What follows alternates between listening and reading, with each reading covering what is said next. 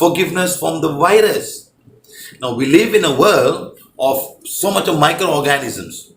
The body that we have got so much of microorganisms outside. Inside our body, immune system take care of that. Now when another virus comes inside, it can be any form of virus, and there is no medical cure for virus, only prevention by vaccination.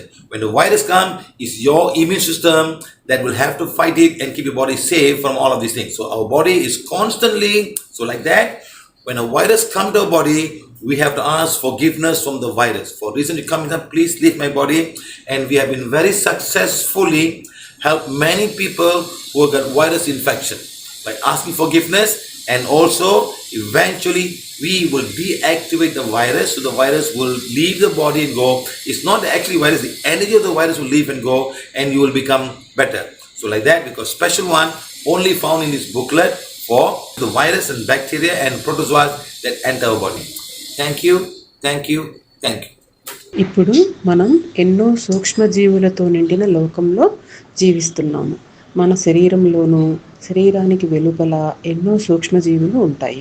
మన రోగనిరోధక వ్యవస్థ వాటిని సమర్థవంతంగా ఎదుర్కొంటుంది. అయితే మరో కొత్త virus మన శరీరంలోకి వచ్చినప్పుడు అది ఏ రకమైన వైరస్ అయినా కావచ్చు, దానికి వైద్య విధానములో ప్రత్యేకమైన చికిత్స ఉండదు.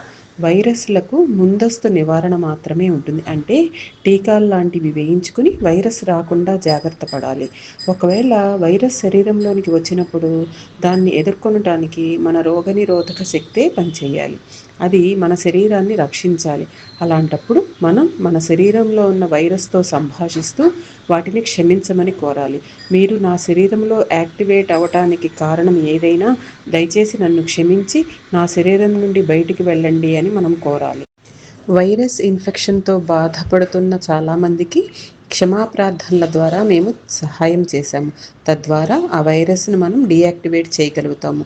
అంటే ఆ వైరస్ ఎనర్జీ మన శరీరం నుండి బయటకు వెళ్ళిపోతుంది. అప్పుడు వ్యక్తి ఆరోగ్యంగా మారతాడు. ఇలా ఈ బుక్లెట్లో వైరస్, బ్యాక్టీరియా మరియు ప్రోటోజోవా వంటి శరీరంలోకి ప్రవేశించే సూక్ష్మజీవులకు క్షమాప్రార్థన ద్వారా క్షమించమని అడిగే ఒక ప్రత్యేక పద్ధతిని మేము తయారు చేశాము. ధన్యవాదాలు, ధన్యవాదాలు, ధన్యవాదాలు.